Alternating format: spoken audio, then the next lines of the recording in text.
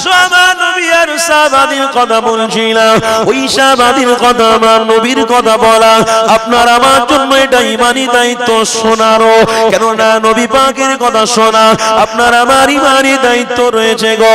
আমার রাসূলুল্লাহর কথা যতই শুনবো ইমানের প্রেম আরো বাড়বে, ইমানের তাকাত আরো বাড়বে, মোহাব্বত আরো বাড়বে, কেননা এই দুনিয়া বাদশাহ হাবিবুল্লাহর কথাটা শোনা তোমার আমার জন্য আল্লাহ কি বানিয়েছে।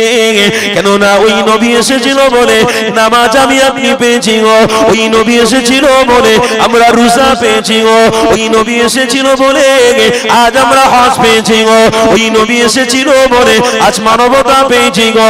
এই যুবক কেউ অস্বীকার করতে পারবে না, কেননা মুহাম্মদ রাসূলুল্লাহ হলো পৃথিবী জমিনে তোমার আমার জন্য পথ প্রদর্শক। কেননা আল্লাহ নিজে জানিয়েছে ইন্নামা বুইস্তু মুআল্লিমান, আমার হাবিব হলো তোমাদের জন্য শিক্ষা গুরু।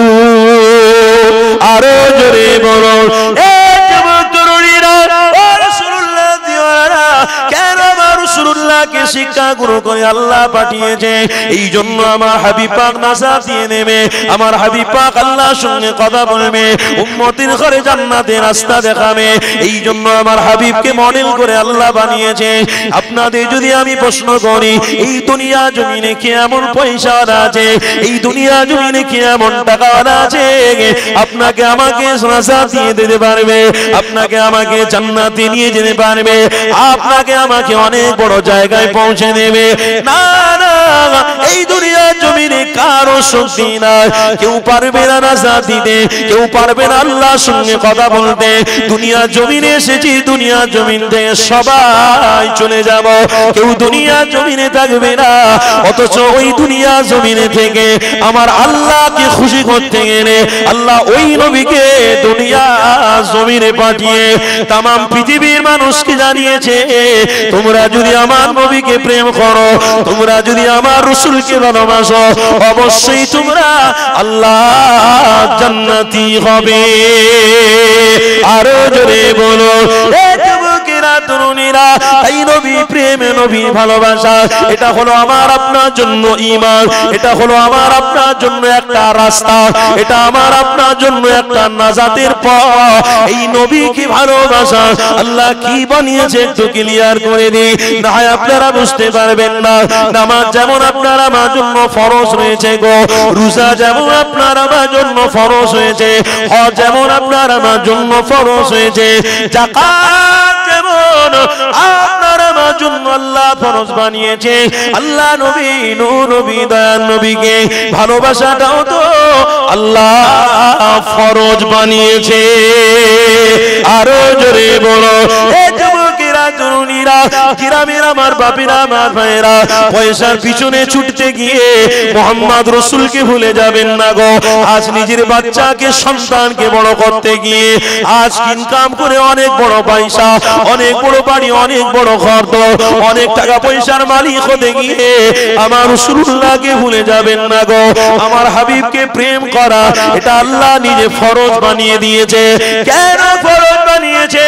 এই জন্য ফরজ বানিয়েছে আমার রাসূলুল্লাহকে যারা যারা ভালোবাসবে তাদের জন্য আমি অনেক স্পেশাল ব্যবস্থা করে রাখবো, তাদের জন্য আমি আল্লাহ জান্নাত দেব। জান্নাত বানিয়েছি আমি আল্লাহ, 8টা জান্নাত বানিয়েছি। এই 8টা জান্নাতের মধ্য থেকে আমি জান্নাতুল ফিরদাউস আমার উম্মাত, আমার রাসূলের প্রেমিক আমার বান্দাদের ঘরে জান্নাতুল ফিরদাউস তাদের দিতে থাকবো। আরো জোরে বলো এই যুবকেরা তরুণীরা, তাই আমার রাসূলুল্লাহকে ছাড়লে হবে না গো। এখনকার সময় আমার রাসূলকে ভুলে গিয়ে একটা নতুন ঈমান তারা তৈরি করেছে। পয়সা দিয়ে গ্রামে গ্রামে গিয়ে মসজিদে দণ্ড লাগিয়ে দিয়ে অন্য একটা ঈমান বানাতে লেগেছে, অন্য একটা ঈমানের তওফা দিতে লেগেছে, ঈমানের মেসেজ দিতে লেগেছে। খবরদার, নবী যে প্রচার করেছে ওই প্রচারটা হলো সঠিক প্রচার। ওই প্রচারের যদি আপনারা থাকতে পারেন তাহলে আমার নবীর সাথে জান্নাতে যেতে পারবে। যারা ইদানিং করে নতুন দল তৈরি করে প্রচার করতে লেগেছে তাদের দলে থাকলে জান্নাতে যেতে পারবেন না, কেননা তাদের মধ্যে অনেক কিছু নিজেদের তৈরি করা জিনিস বানিয়েছে, নিজেদের তৈরি করা মতবাদ তারা বানিয়েছে। এই যুবক তরুণীরা, আমার রাসূলুল্লাহ সুন্নাত যেমন টুপি রয়েছে গো, আমার রাসূলুল্লাহ সুন্নাত তেমনি দাড়ি রয়েছে গো, আমার নবী পাকের সুন্নাত তেমন জুব্বা রয়েছে গো। এই যুবক আজ তারা নতুন করে একটা বাদ লাগিয়েছে, নতুন ঈমান প্রচার করতে লেগেছে। টুপি না পরেও নামাজ হয়ে যাবে, দাড়ি না রেখেও নামাজ হয়ে যাবে। আমিও বলছি টুপি না পরে নামাজ হবে, দাড়ি না রাখলেও নামাজ হয়ে যাবে।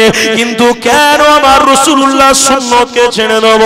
কে অধিকার দিয়েছে গো? কোন মুফতি সাহেব অধিকার দিয়েছে? কে অধিকার দিয়েছে গো যে বিনা টুপি আমি নামাজ পড়বো? কে অধিকার দিয়েছে আমি বিনা দাঁড়িয়ে সুন্নাত কেটে দিয়ে আমি নামাজ পড়বো? কে অধিকার দিয়েছে? দুনিয়ার জমিনে কেউ অধিকার দেয়নি, কেননা আল্লাহ নবীকে প্রেম করে বলো, আল্লাহ নবীকে ভালোবাসার জন্য যেটা যেটা আমার নবী বলেছে ওটা ওটা যদি আমরা পালন করে যেতে পারি, অবশ্যই আমার নবী পাকের সাথী হয়ে জান্নাতে যাব। আরো জোরে বলুন। অসুবিধা হচ্ছে বাপের? কষ্ট হচ্ছে না? এই দানিং করে নতুন সব বেরিয়েছে, কাতারে দাঁড়াচ্ছে, শুনছেন তো নাকি? কাতারে দাঁড়িয়েছে, পাটা এইরকম ফেরকে দিয়ে, এরকম আছে না? আচ্ছা, আমি এখানে একটা প্রশ্ন করছি, খারাপ নেবেন না। ছেলে নামাজ পড়ছে, বাপ সাইডে আছে, বা ধরুন বাপ না থাক, মুরব্বি আছে, একটা মুরব্বি একটা ছেলের সাইডে নামাজ পড়তে দাঁড়িয়েছে, পাটা ফেরকে দিলে মুরব্বির পায়ে লাগবে, তাহলে আপনি তার থেকে হাঁটুর বয়স কত ছোট, আপনার পাটা গিয়ে আপনার মুরব্বির পায়ে গিয়ে ঠেকছে, নামাজে গিয়ে আপনি বিয়াদবি সৃষ্টি করছেন, বিয়াদবি তৈরি করছেন। এটা কোন ইসলাম? আমাকে বুঝিয়ে দিন। কেন আমরা সবাই তো দাদা পীরকে মাননেওয়ালা, তাই তো নাকি? দাদা পীরকে ভালোবাসি তো, পাঁচ হুজুর পীরকে ভালোবাসি তো। মুজাদ্দিদের জামানের অবদান ভোলা যাবে না। ইতিহাস পড়ে দেখেছি আমরা, এই মুজাদ্দিদের জামান পশ্চিম বাংলা সহ এশিয়া মহাদেশের মধ্যে মানুষদেরকে ইহদিনাস সিরাতাল মুস্তাকিমের রাস্তা দেখাতে গিয়ে রক্তকে পানি করেছে। মুজাদ্দিদের জামান আজ সমাজের মানুষকে রাসূল চিনিয়ে গিয়েছে। জোরে বলুন সুবহানাল্লাহ। তাই পশ্চিম বাংলার মানুষ আজ গর্বিত, আনন্দিত, কেন মুজাদ্দিদের জামানের ওসিলায় আজ মুহাম্মদ রাসূলকে চিনতে পেরে গেছে। সেই মুজাদ্দিদ জামানকে ছাড়লে হবে? সেই মুজাদ্দিদ জামানকে ভুলে গেলে হবে? মুজাদ্দিদ জামানের সাথী আল্লামা রুহুল আমিন রাহমাতুল্লাহ আলাইহি খলিফা কি গো বসিরহাটে শুয়ে আছেন, জানেন তো সব? আল্লামা রুহুল আমিন রাহমাতুল্লাহ আলাইহি 160 থেকে একটা 62 কিতাব লিখেছেন। 160 থেকে 162টা কিতাব লিখেছেন। কত বড় মাপের আলেম। সেই আলেম মুজাদ্দিদের জামানের দরবারে এসে বসে আছে, আমার মুজাদ্দিদ জামান আমার রাসূলুল্লাহর সাথে দিদার করিয়ে ছেড়ে দিয়েছে। ইনি হলেন পীর। আল্লামা নিসারউদ্দিন রহমাতুল্লাহ আলাইহি বাংলাদেশে বাড়ি। আল্লামা নিসারউদ্দিন হুজুর 137টা কিতাব লিখেছে। কটা? 137টা কিতাব লিখেছে সেই আল্লামা নিসারউদ্দিন রহমাতুল্লাহ আলাইহি। মাওলানা সাহেব এখানে আসুন। আয় খবরদার, এখানে এখানে এখানে। আরে আমাদের খুবই সম্মানিত, এখানে আসেন, এখানে আসেন। আমার হুজুর মাশাআল্লাহ আছেন এখানে। আপনি নিচে বসছেন, আপনারা হয়তো চেনেন না। আল্লাহর ওলির ঘরের বাচ্চা, আলহামদুলিল্লাহ। আল্লাহ কবুল করেন, বলুন আল্লাহুম্মা আমিন। যাক, যে কথা বলছিলাম, পরিচয় আমি দিচ্ছি। হুজুর ওখানে বসতে গেলেন, ওই জন্য বেয়াদবি হবে। কেন না, আমি যে কথা বলতে বলতে এতটা বলতে আসছি, ওই কথাটাই ঠিক হুজুর করে ফেলেছে। তাই আমি একজন নগণ্য গুনাহগার হয়ে আমি এনাকে সম্মান করলাম। কেন? আমার দাদা পীরকে আমি ভালোবাসি বলে। জোরে বলুন কেন? দাদা পীরের কাছে আল্লামা নিসারউদ্দিন হুজুর এসেছে, আমার দাদা পীর আল্লাহ নবীর সাথে দিদার করিয়ে ছেড়ে দিয়ে। সেই জন্য আমার দাদা পীর বলেছিল, যার ভিতরে আদব আছে তার ভিতরে ঈমান থাকবে, যার ভিতরে আদব নেই তার ভিতরে ঈমান থাকতে পারে না। আজকের আপনারা ঐক্যবদ্ধ হয়ে একটা জায়গায় বসেছেন, এখানে যদি আপনারা বদমাইশি করেন বা এখানে যদি কথাবার্তা বলেন, তাহলে বাইরে গিয়ে কথাবার্তা বলা সহজ হবে না। কথা বলুন, কথা বলুন, সহজ হবে না। গালি দিতে সহজ হবে না। সেখানে জান্নাতের বাগানে বসে ওকে গাল দিয়েছি, আর বাইরে তোকে গাল দেবো না, মেয়ের চামড়া তুলে দেবো, বলা সহজ হয়ে যাবে। কেন? এটা তো একটা ভয়ের জায়গা, আমলের জায়গা। কেউ যদি মসজিদে উঠে নামাজ পড়তে গিয়ে মোবাইলে সারাক্ষণ কথা বলে অন্য কোন নারীর সঙ্গে, হ্যালো, হ্যাঁ কি করছো, বলো, হ্যাঁ আমি নামাজ পড়তে এসেছি, ও তারপরে ঘরে খাওয়া দাওয়া হয়েছে, মসজিদে উঠে যদি মেয়েদের সঙ্গে, বেগানা মেয়ে বেগানা নারীর সঙ্গে কথা বলে, সে বাইরে এসে কত নারীর সঙ্গে সম্পর্ক করবে? সহজ হবে না? হবে না। মসজিদ হলো আদবের জায়গা, মাহফিল হলো আদবের জায়গা। কি গো, শুনছেন তো সব? মসজিদ আদবের জায়গা, এই মাহফিল হলো আদবের জায়গা। এখানে যদি আমরা সিস্টেমের মধ্যে না পড়ি, এখানে যদি সিস্টেমটাকে বজায় না রাখি, ঈমান থাকবে? ঈমান থাকবে? দাদা হুজুর পীর কেবলা বল, যার ভিতরে আদব আছে তার ভিতরে ঈমান আছে। আমার হুজুর কেবলাকে আমি সম্মান করেছি, আমার দাদা পীর রহমাতুল্লাহ আলাইহি বলেছে, এক ওলামা আর এক ওলামাকে সম্মান করো, কটূক্ত করো না। কেন? এটাই হলো মুহাম্মদ রাসূলুল্লাহর দেখানোর রাস্তা। জোরে বলুন সুবহানাল্লাহ। আজকের আমি যেখানে আছি এই জায়গাটা কি? সুন্নাতে। এই জায়গা কি? মেম্বারে রাসূল। আর আপনারা যেখানে আছেন ওই জায়গাটা হলো সাহাবায়ে রাসূল। জোরে বলুন সুবহানাল্লাহ। তাহলে আমরা দুজনই আজকের আদবের জায়গায় বসে, আল্লাহ কবুল করেন। জোরে বলুন আল্লাহুম্মা। যাক, যে কথা বলতে বলতে আমি দূরে সরে যাচ্ছি। আসলে কথা বলতে গিয়ে তো অনেক কথা বেরিয়ে যায়। তো একজন মানুষ মুরব্বির পায়ে পা ঠেকিয়ে নামাজ পড়ছে, বলুন এটা কি আদব করা হলো? নামাজের কাতারে হোক আর বাইরে হোক, পায়ে পা ঠেকানো এটা বেয়াদবি নয়? না, আপনার থেকে তো অনেক বড়, আপনি তো তার হাঁটুর বয়সে। এই রকম ধরনের যারা ইসলাম শেখাচ্ছে, এটা কামিয়াবি ইসলাম নয়, এটা হলো পেট বাঁচানো ইসলাম। এটা সমাজকে উন্নত জায়গায় নিয়ে যাওয়ার ইসলাম নয়, এটা হলো একটা সাইড করা ইসলাম। এটা আমার রাসূলুল্লাহর বিরোধী ইসলাম। এই ইসলামটাকে কোনোদিন প্রাধান্য দেওয়া যাবে না। কেন? যার ভিতরে আদব নেই তার ভিতরে ইসলাম বা ঈমান থাকবে কি করে? আর একটা কথা বলি, খারাপ নেবেন না। আচ্ছা, এখন আমাদের ভাই জামা কাপড়ের অভাব আছে? বলুন বলুন। কোনো একটা ভালো মানুষের সঙ্গে দেখা করতে গেলে আমরা ভালো জামা পরে বেরোই। বিয়ে বাড়ি গেলে এই গেলাম, গিয়ে ঘুরে এসে আবার জামা চেঞ্জ করে আবার গিয়ে আমরা ভালো জামা পরে আবার যাচ্ছি, আবার ঘুরে এসে আবার জামা চেঞ্জ করে যাচ্ছে। বা অন্য অন্য জায়গায় হাই প্রোফাইল জায়গায়, রিসপেকশন জায়গা যেগুলো বহুত হাই প্রোফাইল জায়গা, বড় বড় জায়গা, ওই জায়গাগুলোতে জামা আপনাকে আধ ঘন্টা অন্তর অন্তর পাল্টাতে হচ্ছে। তাহলে জামার কোনো অভাব আছে? কাপড়ের কোনো অভাব আছে? খাবার কোনো অভাব আছে? আলহামদুলিল্লাহ, এখন কোনো মানুষের অভাব নেই। জোরে বলুন আলহামদুলিল্লাহ। কিন্তু এখানে আমার প্রশ্ন, নামাজ পড়তে আপনি যাচ্ছেন, মাথায় টুপি নেই কেন? আপনি মসজিদে বসে আছেন বিনা টুপিতে, সব টুপি পরে বসে আছে, আপনি বিনা টুপিতে। ওহ, বিশাল বড় নামাজি আপনি। যদি বলেন ভুলে গেছি, না ভুলে যাইনি, ইচ্ছা করে করেছে। তাহলে আপনার মধ্যে কোন ইসলামটাকে প্রাধান্য দিচ্ছেন? আপনার মধ্যে কোন ইসলামটাকে আপনি চয়েস করেছেন? এখনকার সময় ইউটিউবিতে, এখনকার সময় ফেসবুকে ছড়াছড়ি হচ্ছে, ওই ইসলাম ফলো করছেন। ও, তাহলে নতুনটাকে আপনি চয়েস করছেন, আমার রাসূলকে আপনি ওল্ড বানিয়ে দিয়েছেন। জোরে বলুন নাউজুবিল্লাহ, জোরে বলুন নাউজুবিল্লাহ। এখন ছেলেরা নতুন কিছু চাইছে। কি চাইছে? হুজুর 5 ওয়াক্ত নামাজে যে বক্তা বলবে 1 ওয়াক্ত নামাজ পড়ো, 4 ওয়াক্ত নামাজ কোনো কোরআনেও নেই, হাদিসে নেই, ওই বক্তাকে নিয়ে এখনকার ছেলেরা মাথায় করে নিয়ে লাজে। ও খুব ভালো ভালো ভালো কথা বলেছে, 1 ওয়াক্ত নামাজই ফরজ, ঠিক। আর যদি কোন হুজুর এখন মাইকে উঠে বলে দেয় ফজরের নামাজ কে বলেছে গো, কোন কোরআনে আছে? কোরআনে আছে, হাদিসে আছে, কে দেখাতে পারবে যে ফজরের নামাজটা পড়তেই হবে? ফজরের নামাজ কোন কোরআন শরীফে, হাদিস শরীফের মধ্যে লেখা নেই। ছেলেরা সব ওই হুজুরটাকে নিয়ে দাওয়াত করে খেয়ে বেগে পা হাত পা টিপে ছেড়ে দেবে, হাজার হাজার টাকা টাকা হও তওফা দেবে, হাদিয়া দেবে। কেন? এই হুজুরটাই হলো পারফেক্ট হুজুর। ফজরের নামাজ নেই, সঠিক কথা বলে। কেন? এখন তো সব শুতে শুতে শুতে শুতে রাত 4টে বেজে যাচ্ছে। এমনি এমনি নয়, আড্ডা মেরে মেরে। কিসের আড্ডা? মোবাইলের আড্ডা। মোবাইলে অনেক কাজ, মোবাইলের মধ্যে অনেক সিস্টেম। উরি বাপ রে বাপ!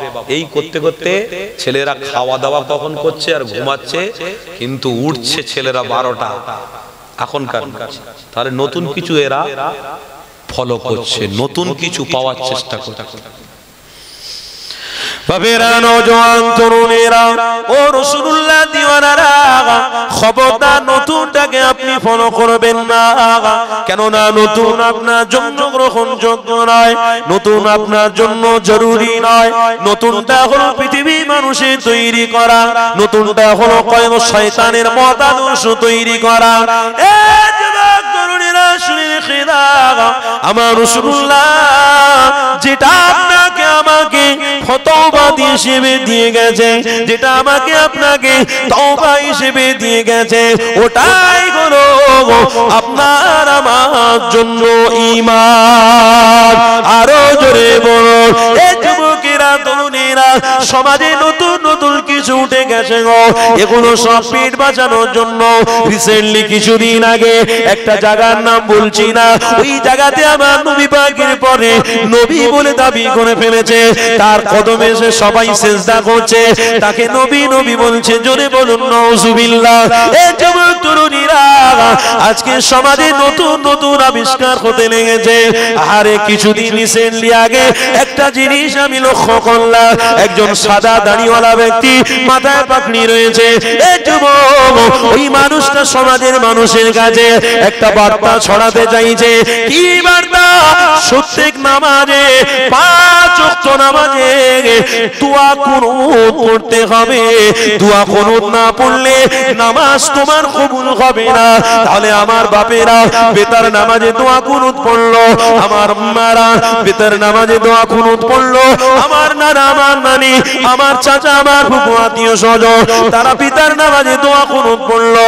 এখন নতুন করে বলছে 5 ওয়াক্ত নামাজে দোয়া কুনুত পড়তে হবে, না হয় তোমার নামাজ কবুল হবে না। এই কেমন ধরনের ইসলাম? এটা ইসলাম নয়, এক ধরনের শয়তানের চক্রান্ত। কেননা আজ থেকে চক্রান্ত করেনি, এরা অনেক হাজার হাজার হাজার বছর আগে থেকে এদের চক্রান্ত ছিল। এরা আল্লাহ কাছ থেকে সরিয়ে দেবে, এরা মুহাম্মদ রাসূল থেকে সরিয়ে দেবে।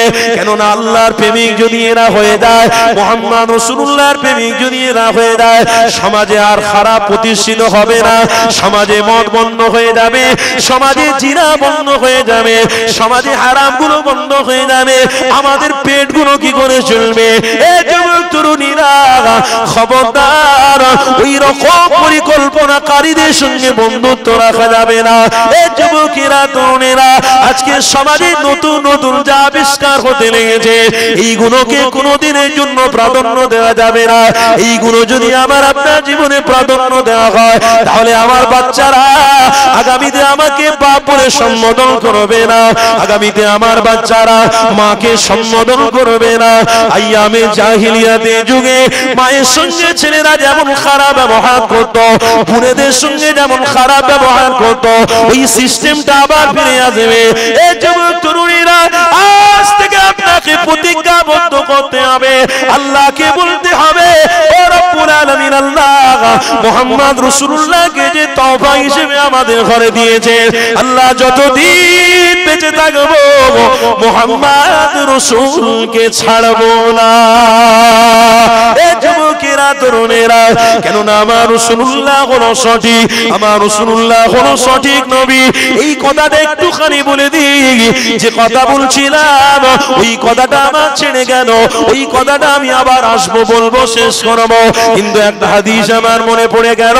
আল্লাহ নবী নূর নবী আমার বাল্যবেলা 6 বছরের বাচ্চা শিশু আম্মা আমিনা তখন আমার রাসূলুল্লাহর হাত মোবারকটা ধরে নিয়ে এমন করে ঘুরতে লেগেছে। আম্মা আমিনা যখন আমার রাসূলুল্লাহ চেহারা দিকে তাকাতেছে, ওই সময় আমার আম্মা আমিনা চোখ দিয়ে পানি বের হতে লেগেছে। আল্লাহ নবী আমার ওই সময় আম্মা আমিনা চোখের পানি দেখে আল্লাহ নবী আমার চোখটাকে মুছাতে লেগেছে। আম্মা জান, কেন আপনি কাঁদেন, কিসের জন্য আপনি কাঁদছেন? ওই জন্য সময় আম্মা আমিনা বলতে লেগেছে, বাবা মুহাম্মদ, আমি আমার কান্না ধরে রাখতে পারছি না, এই জন্য আমার গর্ভে যখন তুমি ছিলে তোমার পিতা দুনিয়া জমিন থেকে চলে গিয়েছিল, ওই জন্য আমার বড় কষ্ট হয়। কেননা এই মক্কার জমিনে অনেক বাপেরা বাচ্চাদের নিয়ে আদর করে, অনেক বাপেরা বাচ্চাদের নিয়ে খাবার খরিদ করে দেয়। আমি আমিনা, আমার বড় দুঃখ লাগে, আমার বড় কষ্ট লাগে। আমিনা বলতে লেগেছে, আমি এই মক্কা জমিনে কিছু কিছু মানুষের কাছ থেকে একটা কথা শুনতে পাই, আমার মুহাম্মদ নাকি এতিমের বাচ্চা, সাধারণ এতিমের বাচ্চা, অবশ্যই এতিমের বাচ্চা। কেননা পৃথিবীর জমিনে যে বাচ্চা জন্মগ্রহণ করার পরে তার পিতাকে যদি না পায়, তার মাথা হারা হয়ে যদি হয়, তাহলে তাকে সবাই এতিমের বাচ্চা বলবে, গরিবের বাচ্চা বলবে। এই মুহাম্মদ রাসূলুল্লাহ এতিমের বাচ্চা বলাটাই তো স্বাভাবিক। কেননা পিতা না, সবাই তাকে এতিম বলে, গরিব বলে। এই যুবক তরুণীরা, ওই সময় আম্মা আমিনা কাঁদতে লেগেছে। হযরত জিবরাইল আলাইহিস সালামকে আল্লাহ পাক পাঠিয়ে দিয়েছিল। হযরত জিবরাইল আলাইহিস সালাম আম্মা আমিনাকে এসে বলতে লেগেছে, আমিনা, কেন আপনি কাঁদেন? কিসের জন্য আপনি কাঁদেন? ওই সময় আম্মা আমিনা বলতেছে, আমার বাচ্চা শিশু মুহাম্মদকে দেখে আমার কান্না আসে। আমার বাচ্চা যখন আমার গর্ভে ছিল, তার পিতা দুনিয়া জমিন থেকে বিদায় নিয়ে চলে গিয়েছিল। আজকের আমার মুহাম্মদকে দেখে বড় দুঃখ হয়, আজকের বড় আমার কষ্ট হয়। কেননা মুহাম্মদের পিতা দুনিয়া জমিনে নাই। এই যুবক তরুণীরা, ওই সময় ফেরেশতা জিবরাইল বলেছিল, আমিনা, খবরদার আপনি কাঁদবেন না। কেননা যে বাচ্চার হাত আপনি ধরে রেখেছেন, ওই বাচ্চাটাকে আল্লাহ বড় মাকামপূর্ণ বাচ্চা বানিয়েছে। ওই বাচ্চা হলো শ্রেষ্ঠ নবী মুহাম্মদ। আরো জোরে বলো, এ যুবকেরা, তরুণীরা, ওই সময় ফেরেশতা জিবরাইল আম্মা আমিনাকে পরিচয়টা ঘটাতে লেগেছে। আমিনা সাধারণ বাচ্চার মতো, এই বাচ্চাটাকে মনে করো না। সাধারণ বাচ্চারা হলো আলাদা, এই বাচ্চাটা হলো আলাদা। সাধারণ বাচ্চাদের সাথে ফেরেশতা জিবরাইল দেখা করতে আসে না, সাধারণ বাচ্চাদের সাথে ফেরেশতা মিকাইল আসে না, সাধারণ বাচ্চাদের সাথে আল্লাহর মালায়েকা হুরেরা তারা দেখা করতে আসে না। এ আমিনা, শোনো, যে বাচ্চার হাত মোবারক ধরে রেখেছো, ওই বাচ্চাটাকে আল্লাহ কত পূর্ণ মাকামপূর্ণ বাচ্চা বানিয়েছে। ওই বাচ্চার কাছে ফেরেশতারা দেখা করতে আসে, ওই বাচ্চার সাথে আল্লাহ পাকের হুরেরা দেখা করতে আসে, জান্নাতি হুরেরা দেখা করে। ওই বাচ্চাটা হলো আল্লাহ পাকের শ্রেষ্ঠ নবী মুহাম্মদ রাসূলুল্লাহ। আমিনা, আপনি কষ্ট পাবেন না, আমিনা, আপনি দুঃখ পাবেন না। আপনি জানেন না এই বাচ্চাটাকে আল্লাহ গরিব বানিয়েছে, অবশ্যই কারণ রয়েছে। এখানে একটা কথা আমার মনে পড়ে গেল। আমার রাসূলুল্লাহ যখন হাতিমে কাবার পাশে বসে রয়েছে, আল্লাহ নবীর মনটা বড় খারাপ। আমার রাসূলুল্লাহ যখন মনটা খারাপ করে বসে রয়েছে, ওই সময়তে আমার আল্লাহ ফেরেশতা জিবরাইলকে বলে দিয়েছে যে আমার হাবিবের মনটা কেন খারাপ। ওই সময় ফেরেশতা জিবরাইল এসে আল্লাহ নবীকে জিজ্ঞাসা করতে লেগেছে। হাবিব আমার বলতে লেগেছে, আখি জিবরাইল, আমার মনটা আমার খারাপ অন্য কোনো কারণে নয়, আমার উম্মতিদের চিন্তা করতে লেগেছি, তাই আমার মনটা বড় খারাপ। ওই সময় হযরত জিবরাইল আলাইহিস সালাম আমার রাসূলুল্লাহকে বলেছিল, ইয়া হাবিব, আপনি শুনেন, আল্লাহ পাক আপনার মন খারাপ দেখে কষ্ট পেয়ে গেছে, আল্লাহ পাক কষ্ট পেয়েছে, তাই আমাকে পাঠিয়ে দিয়েছে। হাবিব, আপনার মন খারাপ হলে আল্লাহর আরশটাও খুশি হয়, আপনার মন খারাপ হলে আল্লাহর আরশটাও নাড়াচাড়া করে, তাদের মন ভালো নেয়। আমার আল্লাহ তাই পাঠিয়ে দিয়েছে। আপনি কষ্ট পেয়েছেন বলে আমি জিবরাইল আপনার কাছে এসেছি। ওই সময় আল্লাহ পাক জিবরাইল ফেরেশতাকে বলেছিল, ও আমার ফেরেশতা, যাও আমার রাসূলুল্লাহকে গিয়ে বলো আমার হাবিবকে মন খারাপ করতে মানা করো। কেননা আমার হাবিবকে আমি গরিব বানিয়েছি বলে, আমার হাবিবকে আমি এতিম মনে হয় খারাপ। আল্লাহ নবী আমার, দয়া নবী আমার বসে রয়েছে। হযরত জিবরাইল আলাইহিস সালাম আল্লাহর কাছ থেকে কোরআনের বাণী নিয়ে এসেছে আলাম ইয়াজিদিকা ইয়াতীমান ফাআওয়া ওয়াজাদাকা দাল্লান ফাহাদা ওই সময় আমার রাসূলুল্লাহকে জানতে দিয়েছে ইয়া রাসূলুল্লাহ হাবিবাল্লাহ আল্লাহ নিজে জানিয়েছে আমি আল্লাহ আমার হাবিবকে আমি গরীব বানিয়েছি বলে আমার হাবিবকে আমি এতিম বানিয়েছি বলে আমার হাবিবের মনটা মনে হয় খারাপ ওই সময় আমার রাসূলুল্লাহ বলেছিল ইয়া আখি জিবরাইল যাতে আমার আল্লাহ খুশি তাতে আমি হাবিব খুশি আমার আল্লাহ সেই সময় জানিয়েছে ফেরেশতা জিবরাইল বলো আমার রাসূলুল্লাহকে বলো গরীব বানিয়েছি বলে দুঃখ করতে মানা করো কেননা আমি আল্লাহ আমার হাবিবকে গরীব বানিয়েছি এর একটা কারণ রয়ে গেছে কি কারণ রয়েছে ওই সময় ফেরেশতা জিবরাইল আলাইহিস সালাম আমার হাবিব পাককে বলতে দেখেছে কারণটা হলো আল্লাহ ইচ্ছা করে গরীব বানিয়েছে আমার রাসূলুল্লাহকে আল্লাহ চাইলে হাবিবের পিতাকে দুনিয়ায় বাঁচিয়ে রাখতে পারতো আল্লাহ চাইলে না মারতেও পারতেন ইচ্ছা করে আমার রাসূলুল্লাহর পিতাকে দুনিয়া জমিন থেকে মায়ের গর্ভে থাকা অবস্থায় তুলে নিয়েছিল কেননা আমার আল্লাহ হাবিবকে জানাতে লেগেছে হাবিব যারা ইতিম হবে যারা দিন আনবে দিন খাবে গরীব থাকবে তাদের ঘরে যখন খাবার হবে না তারা মুহাম্মদ রাসূলুল্লাহকে ফলো করে চলবে ওই সময় তারা মুহাম্মদ রাসূলকে ভালোবাসার জন্য আমি আল্লাহ বড় খুশি হয়ে যাব আমি আল্লাহ খুশি হয়ে গিয়ে হাবিব আপনার অনুসারীদের ঘরে আমি 500 বছর আগে তাদের ঘরে আপনার শাদী করিয়ে জান্নাতি বানিয়ে দেব হাবিব আপনাকে আমি এতিম অবস্থায় এই জন্য বানিয়েছিলাম এই যুবকেরা তরুণেরা ওই সময় ফেরেশতা জিবরাইল আম্মা আমিনাকে জিজ্ঞাসা করতে লেগেছে আমিনা আপনি কাঁদেন কেন আরো কারণ বলতে লেগেছে ওই বাচ্চারা ওই রকম পিতার সাথে ঘুরতে লেগেছে আনন্দ করে তারা আমি আমিনা আমার বড় দুঃখ লাগে ওই সময় ফেরেশতা জিবরাইল বলেছিলেন আমিনা আপনি দুঃখ পাবেন না আপনি কষ্ট নেবেন না কেননা যে নবীর হাত আপনি ধরে রেখেছেন ওই নবী উম্মতের ঘরে শুধু কিয়ামতের দিন ইশারা করতে থাকবে রব এক এক ইশারাতে হাজার হাজার উম্মতের জান্নাতি বানিয়ে দেবে আমিনা আপনি কাঁদবেন না আমিনা আপনি কষ্ট পাবেন না সাধারণ বাচ্চা আলাদা এই বাচ্চাটা হলো আলাদা আমিনা অপেক্ষা করো এই বাচ্চাটাকে আল্লাহ কত বড় মাকামপূর্ণ নবী বানিয়েছে একটু অপেক্ষা করো আমিনা কিছুদিন পরে দেখতে পাবে এই বাচ্চার সাথে আল্লাহর সাথে ডাইরেক্ট দিদার হবে আরো জোরে কষ্ট হচ্ছে আপনাদের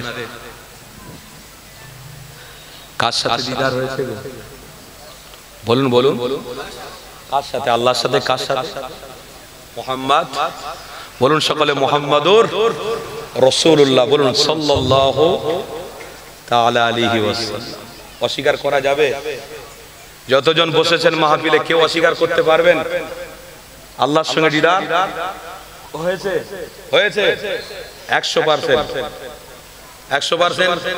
এবার আমি আপনাদেরকে প্রশ্ন করছি এখন যা পরিস্থিতি চলছে এই পরিস্থিতিতে মোহাম্মদ রসুলের নবীর দুশমনরা অনেক বড় বড় কথা বলছে আর রসুলের প্রেমিকদের ঘরে রসুল থেকে দূরে শোনানোর জন্য অনেক রকমের চক্রান্ত করছে তা আমি আপনাদেরকে এখানে প্রশ্ন করছি এই জন্য যে হাকিকাতে যদি আপনারা রসুলের প্রেমিক হন আশিক হন তাহলে আপনারা বিশ্বাস করে ফেলেছেন যে আল্লাহর সঙ্গে ডাইরেক্ট দিদার হয়েছে এই বিশ্বাস বা ইয়াকিন করেছেন অবশ্যই মসলা জানেন বলে বা কোরআন পড়েন বলে হাদিস পড়েছেন বলে তবেই তো জানতে পেরেছেন বা যদি না পড়ে থাকেন কোন ওলামার কাছ থেকে শুনেছেন তবেই তো আপনারা জানতে পেরেছেন কি গো তাই তো নাকি না হয়তো জানতে পারতেন না তাহলে এখানে আপনাদেরকে আমি প্রশ্ন করছি দুশমনের রসুল যারা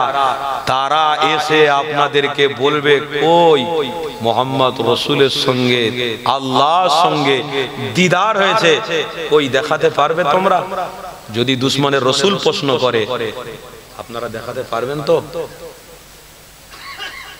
দেখাতে পারবেন তো? আল্লাহ নবীর সঙ্গে দিদার হয়েছে, কোথায় আছে? কোথায় আছে বলুন? কোথায় আছে? আল্লাহ নবীর সঙ্গে দিদার হয়েছে। পবিত্র কোরআনেই আল্লাহ ইতিহাস করে দিয়েছে। জোরে বলুন সুবহানাল্লাহ। কেন? নবী থাকবে না, নবীর পরে আল্লাহকে পেতে গেলে তারা নবীর উপরে যে কোরআন নাজিল হয়েছে এই কোরআনটা তারা যখন খুলবে তখন আল্লাহর রসুলের সহ আল্লাহর পরিচয় তারা পাবে। তাই আল্লাহ বান্দাদের জন্য পবিত্র কোরআনটাকে হাতিয়ার বানিয়ে দিয়েছে। এই পবিত্র কোরআন যখন তোমরা দেখবে মুহাম্মদ রাসূলের পরিচয় পাবে। এই পবিত্র কোরআন যখন তোমরা দেখবে তখন আল্লাহকে পাবে। কেন? আজ আসমান এত বড় বিনা খুঁটিতে দাঁড় করিয়ে রেখেছে, তবুও আসমান দেখে আল্লাহর উপরে ভরসা অনেকে করে না। এই জমিন আল্লাহ এত বড় বানিয়েছে, এই জমিনকে দেখে অনেকে আল্লাহর ভয় আনতে পারে না। আবার সমুদ্র বিশাল আল্লাহ বানিয়েছে, এই সমুদ্রকে দেখেও অনেকে ঈমান আনে না বা অনেকে আল্লাহর উপরে তাওয়াক্কুল করে না, ভরসা করে না। তাই আল্লাহ ইতিহাস বানিয়েছে। কেন? আমার বান্দাকে শয়তানরা অনেক রকমের বাহানা দিয়ে ভুলিয়ে রাখবে। তাই আল্লাহ নবী পাঠিয়েছে, নবীর সাথে সাথে পবিত্র কোরআনটাও দিয়েছে। কেন? নবী চলে আসবে, কোরআন থাকবে, বান্দা যখন কোরআন দেখবে তখন রসুলকে পেয়ে যাবে, আল্লাহকে খুশি করবে। এই পবিত্র কোরআনের মধ্যে বলছে 15 পারা বনি ইসরাইল সূরা সুবহানাল্লাযী আসরা বিআবদিহি লাইলাম মিনাল মাসজিদিল হারাম ইলাল মাসজিদিল আকসাল্লাযী বারাকনা হাওলা। পবিত্র কোরআনের মধ্যে আছে আল্লাহর সাথে ডাইরেক্ট আমার নবীর সঙ্গে দিদার হয়েছে। দুশ্মনের রসুল তোমরা যতই চক্রান্ত করো না কেন, ঈমানদার যারা হবে তাদেরকে কোন শয়তান পথভ্রষ্ট করতে পারবে না। পারবে কেউ? যার ভিতরে প্রেম থাকবে, প্রেম থেকে কেউ ভোলাতে পারবে? যার ভিতরে মায়া বসে যাবে ওই মায়াটাকে কেউ কাটিয়ে দিতে পারবে না, কোন দ্বারাই হবে না। কেন? এই প্রেম আর ভালোবাসাটাই হলো আলাদা। তবে দুনিয়ার কোনো ভালোবাসা নয়। ভালোবাসা যদি করতে হয় মুহাম্মদ রাসূলের সঙ্গে ভালোবাসা করো। ভালোবাসা যদি করতে হয় রাসূলের সাথে প্রেম করো। ভালোবাসা যদি করতে হয় নবীর সাথে করো। কেন? মুহাম্মদ রাসূলের সাথে প্রেম বা ভালোবাসা রাখলে দুনিয়ার মানুষ আপনার ভালোবাসার পথিক আছে কিনা ওই দিনে বোঝা যাবে। কবরে যখন লাশ যাবে সব দুনিয়ার মানুষ, ভালোবাসার মানুষগুলো মাটি দিয়ে চলে আসবে, আর হাকিকাতে যে নবীকে প্রেম করেছিলেন ওই কবরে হাবিবের সাথেই দিদার হতে থাকবে। আরো জোরে বলুন। তাহলে আসলকে ধরুন, আসলকে, নকলের দিকে ছুটতে যাবেন না, এদিক ওদিক করতে যাবেন না, আসলটাকে মজবুত করে ধরুন। আজকের আসল ঈমানকে ছেড়ে দিয়ে নকল ঈমানের পিছনে ছুটছে। এই রিসেন্টলি কিছুদিন আগে একজন সাদা দাড়িওয়ালা, মাথায় জাল টুপি আছে, শুনছেন তো? সাদা ধবধবে দাড়ি, মাথায় জাল টুপি রয়েছে। ওই ব্যক্তিটা মোবাইলের সামনে এসে বলছে, আল্লাহ লটারি কাটতে যাচ্ছি 1 টাকার, আল্লাহ 1 কোটি টাকার ব্যবস্থা করে দিও। আল্লাহ আমি জানি এটা হারাম, আল্লাহ মাফ করে দিও। আমি মসজিদে ফের জোরে নামাজ পড়তে যাব, একটু দোয়া খায়ের করবো, আল্লাহ একটু কবুল করে নেন। আমি জানি এটা খাওয়া হারাম, আমি জানি। এ থেকে কি বোঝা গেল? দাড়িওয়ালা টুপিওয়ালাকে সামনে দিয়ে মোবাইলের দ্বারায় মেসেজ পৌঁছে দিতে চাইছে যে আপনারা এই দাড়িওয়ালা টুপিওয়ালাকে দেখে ফলো করুন। এ যদি 1 টাকার লটারি কেটে হারাম নিজেকে না মনে করে, তাহলে আপনারা দাড়ি টুপি রেখে আপনারা কেন হারাম মনে করছেন? তাহলে এ জাহান্নামে যাবে। বয়স্ক লোক তো জাহান্নামে যাবে না, জওয়ানরা জাহান্নামে, এই আপনার বয়স্ক লোক তো জান্নাতে যাবে না, জওয়ান লোকেরা জান্নাতে যাবে। হ্যাঁ, এই বয়স্ক মানুষ দাঁড়িয়ে আছে, এর টুপি আছে, এ হারাম খাচ্ছে, ওটা হারাম নয়, ওটা কোনো একটা সিস্টেম, হেন কোনো প্রকারের শয়তানদের চক্রান্ত, মুহাম্মদ রাসূল থেকে এদেরকে দূরে সরানো। তাই কোনো না কোনো প্ল্যান করিয়ে এই মোবাইলের দ্বারা আমাদের কাছে মেসেজ পৌঁছে দিয়ে আল্লাহর নবী থেকে দূরে সরাচ্ছে। আমরা প্রতিজ্ঞাবদ্ধ করছি আজ থেকে, বলুন ইনশাআল্লাহ, বলুন ইনশাআল্লাহ, যতদিন জীবিত থাকবো মুহাম্মদ রাসূল থেকে আমরা সরব না, বলুন ইনশাআল্লাহ। আর জোরে বলো, ছাড়া যাবে নবীকে? ছাড়া যাবে? পয়সা থাকলেও ছাড়বো না, খিদা লাগলেও ছাড়বো না, পেটে ভাত থাকলেও ছাড়বো না। জীবনের রাসূলকে ভোলা বা ছাড়া যাবে না। কেন? ওই রাসূলই হলো আমাদের ঈমান। আরো জোরে জোরে। আর যারা রাসূলকে ছেড়ে দিয়ে চলবে তাদের জন্য ওই আয়াতটা পবিত্র কোরআনের মধ্যে আছে, ইন্নাল্লাযীনা কাফারু, যেটা আমি পূর্বে পড়েছিলাম, ইন্নাল্লাযীনা কাফারু ওয়া মাতু ওয়া হুম কুফফারুন উলাইকা আলাইহিম লানাতুল্লাহ। যারা আমার রাসূলকে ছেড়ে দেয়, যারা আমার রাসূলের প্রতি বিশ্বাস স্থাপন না করে ভুলে যায়, রবকে ছেড়ে দেয়, তাদের জন্য আল্লাহর ফেরেশতারা লানত দিতে থাকে। তাদের জন্য আল্লাহর ফেরেশতারা লানত দিতে থাকে। আল্লাহর ফেরেশতাদের লানত ওটা নয়, গয়া কি ওটা আল্লাহর পক্ষ থেকে লানত, অভিশাপ। আল্লাহর পক্ষ থেকে ফেরেশতারা বলতে থাকে, ধ্বংস হও, ধ্বংস হও, শেষ হও। কেন? তোমরা যখন রাসূলকে ছেড়ে দিয়েছো, তোমরা যখন আল্লাহকে ভুলে গেছো, তোমাদের উপরে গজব, জাহান্নাম, ফি নারি জাহান্নাম খালিদিনা ফিহা আবাদা। তোমরা জীবন জীবনের মতো জাহান্নামী হয়ে গেলে। তোমাদেরকে জাহান্নাম থেকে আর কেউ মুক্তি দেবে না, কেউ জাহান্নাম থেকে তোমাদের ঘরে বাঁচাবে না। তাই আল্লাহর পক্ষ থেকে গজব, আযাব থেকে বাঁচতে গেলে মুহাম্মদ রাসূলকে ধরে ঈমান নিয়ে মরব ইনশাআল্লাহ। মুহাম্মদ রাসূলকে প্রেম করে ঈমান নিয়ে মরব। জোরে বলুন ইনশাআল্লাহ। আল্লাহ আমাদেরকে কবুল করেন। জোরে বলুন আল্লাহুম্মা। আরো জোরে বলুন।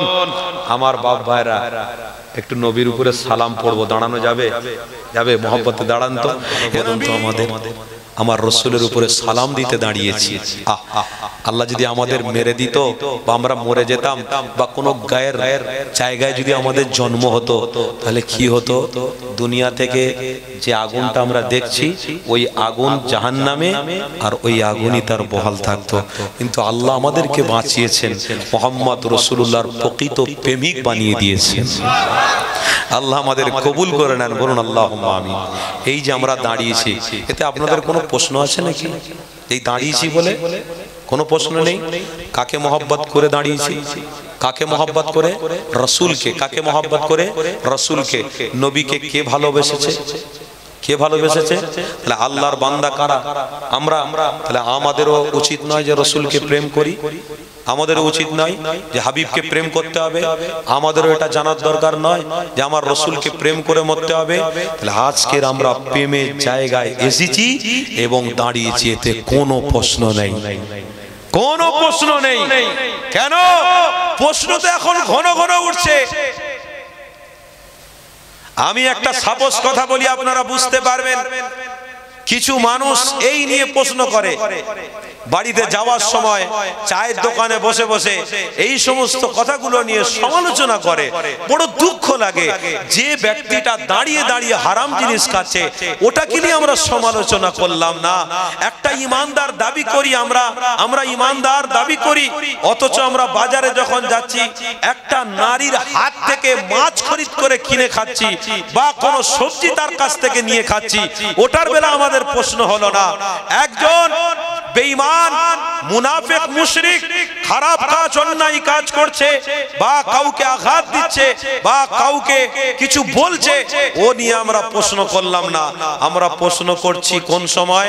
যে সময় একজন নামাজি মসজিদের মধ্যে ঢুকছে, ডান পা দিতে গিয়ে দোয়া পড়ে আদবের সাথে মসজিদে ঢুকছে, তখন বলছে তুমি এত দেরি করছো কেন?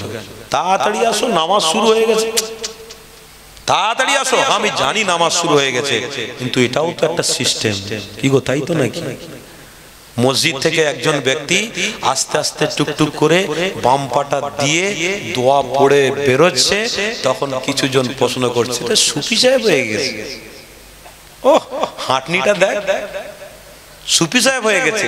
কেন রে? কেন প্রশ্ন? সুফি সাহেব বলে তাকে প্রশ্ন করে দিল, প্রশ্নের সম্মুখীন করে দিলেন, খবরদার নয়, ওইগুলো নিয়ে প্রশ্ন করতে যাবেন না। কেন? এগুলো হলে আদব। জোরে বলুন সুবহানাল্লাহ। আমরা আদব করি, আমরা প্রেম করি, তাই দাঁড়িয়েছি। আচ্ছা, আমরা যখন ছোটবেলায় স্কুলে পড়াশোনা করেছি, স্কুলে স্যার যখন দরওয়াজার সামনে আসতেন তখন আমরা সবাই ইয়াস স্যার বলে দাঁড়িয়ে যেতাম। কি গো, তাই তো নাকি বাবা? কেন দাঁড়াতাম? কিসের জন্য দাঁড়াই? সম্মানে, আদবে। এটা হলো আমার বাপ সমতুল্য শিক্ষক, গুরু। এ আমার গুরু, ইনি আমার শিক্ষক, ইনি আমার বাপ সমতুল্য। তাই উনি আসছে, ওনার সম্মানার্থে আমরা দাঁড়াই। তখন প্রশ্ন হয় না। আর যখন আমার রাসূলুল্লাহকে প্রেম করে ভালোবেসে দাঁড়াই, তখন অনেক অনেক রকম প্রশ্ন করে। এটা মনে করবেন, যারা যত প্রশ্ন করবে তারা তত পথভ্রষ্ট হবে, আর যারা নবীর প্রেমে তত দাঁড়াবে, যত দাঁড়াবে তত রাসূলুল্লাহর সাথে মোহাব্বত তৈরি হবে। আরো জোরে! আমরা দাঁড়িয়েছি, আমরা ভুল করিনি। আল্লাহ সুস্থ শরীরে ইমানি মাহফিলে আমার রাসূলের উপরে সালাম দেওয়ার জন্য দাঁড় করিয়ে দিয়েছেন। জোরে বলুন আলহামদুলিল্লাহ। আল্লাহ এই সালামের নজরানাটা মদিনা শরীফ রওজা আখতারে পৌঁছে দেন গুনাহগারের পক্ষ থেকে। বলুন আল্লাহুম্মা আমিন। আরো জোরে বলুন আল্লাহুম্মা আমিন। আসেন আমরা একটু মোহাব্বতে আমার রাসূলের উপরে একটু সালাম পেশ করব। ইয়া নবী সালাম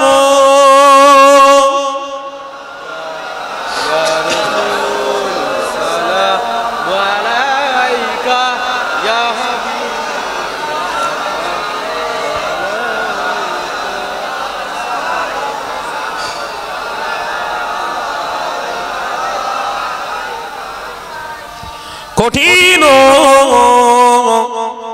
হাসরের দিন কি আছে মোদের এ কপাল, গুনাহগার উম্মত হাত আপনার লইবে সঙ্গে এ মাহশরে। ইয়া নবী সালাম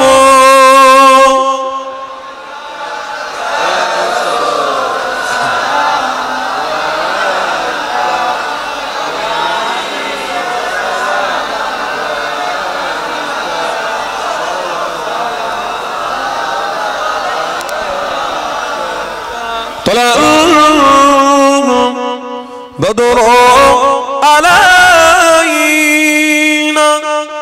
من سنيئات الوداع وجب شكر علينا ما دعا لله آخدائي يا نبي سلام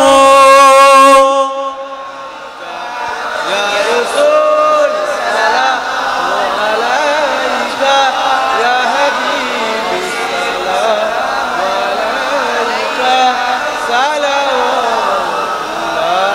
عليك يا نبي نامو او پیار يا رسول نامو او پیار عرش پر حق نے اے فقار سچ پہ گو برخے اے خبارا یا نبی سلام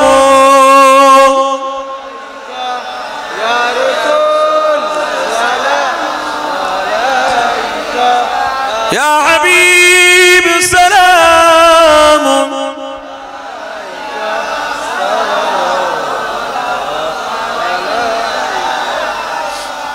বলুন সকলে আলহামদুলিল্লাহ। আর একটু জোরে হবে না আলহামদুলিল্লাহ? সুস্থ শরীরে ইমানি মাহফিলে আল্লাহ দাঁড় করিয়ে আমাদেরকে নবীর প্রতি সালামটাও আদায় করিয়ে নিলেন। বলুন আলহামদুলিল্লাহ। আমরা দাদা পীরকে ভালোবাসি, আমার ভালো লাগে আমি দাদা পীরকে ভালোবাসি। আমার ভালো লাগে নামাজের পরে একটু জিকির করতে, আমি করি। আমার ভালো লাগে নামাজের পরে একটু দরুদ শরীফ পড়তে, আমি পড়ি। আমার ভালো লাগে ঘুমানোর সময় একটু দরুদ পড়তে পড়তে ঘুমাই, এটা আমার ভালো লাগে। কি গো, এটা কি খারাপ কাজ? খারাপ কাজ? আমরা দাদা পীরকে ভালোবাসি, দাদা পীরকে মহব্বত করি, এটা আমাদের কাছে কেউ যদি এসে বুঝিয়ে বলে দিও যায় তবুও কিন্তু আমরা এটাকে খারাপ নিতে পারবো না। কেন? দাদা হুজুর পীর কেবলা হলো হক, সিলসিলাটাও কবুলিয়াত হক। জোরে বলুন। তাই আপনাদের ভালো লাগে দাদা পীরকে মহব্বত করেন, দাদা পীরের মহব্বতের আমরা ভক্ত মুরিদ, আমরা দাদা পীরকে ভালোবেসেই মরতে চাই। যারা বলুন ইনশাআল্লাহ। এতে কোনো কথা আছে? কোন অসুবিধা আছে? তিনি যদি ওনাকে ভালোবাসেন, উনি যদি ওনাকে ভালোবাসেন, উনি যদি ওনাকে ভালোবাসেন, উনি মনে করেন আমি ঠিক জায়গায় আছি, তাহলে আমরা আমার দাদা পীরকে পেয়ে আমরাও ঠিক আছি।